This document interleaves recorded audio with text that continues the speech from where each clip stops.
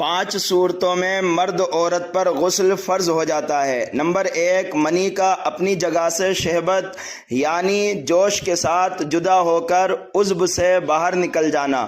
Number 2، احتلام یعنی سوتے میں منی کا خارج ہونا۔ نمبر 3، شرمگاہ میں یعنی ہشپا داخل ہو جانا، یعنی مرد کا آگے کا پیشاب کا وہ مقام جو ختنے کرتے وقت کھال کاٹی جاتی ہے، وہ آگے والا حصہ ہشپا ہوتا ہے۔ اگر وہ عورت کی شرمگاہ میں داخل ہو گیا، اب چاہے جوش کے ساتھ ہو یا نہ ہو، منی خارج ہوئی ہو یا نہ خارج ہوئی ہو، دونوں پر غسل فرض ہو جائے گا۔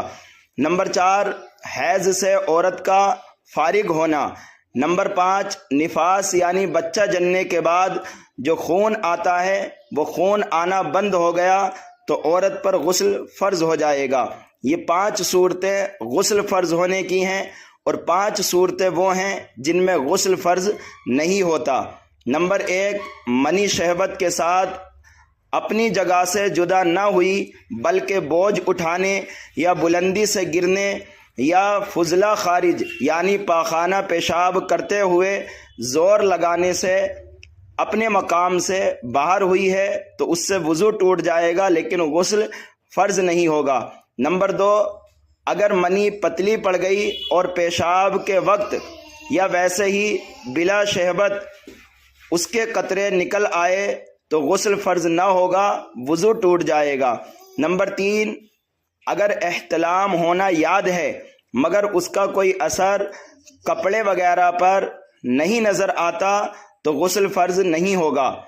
نمبر 4، نماز میں شہبت یعنی جوش کے ساتھ منی اترتی ہوئی معلوم ہوئی مگر باہر نہ نکلی، نماز پوری کر لینے کے بعد باہر ہوئی تو نماز ہو گئی لیکن غسل فرض ہو گیا۔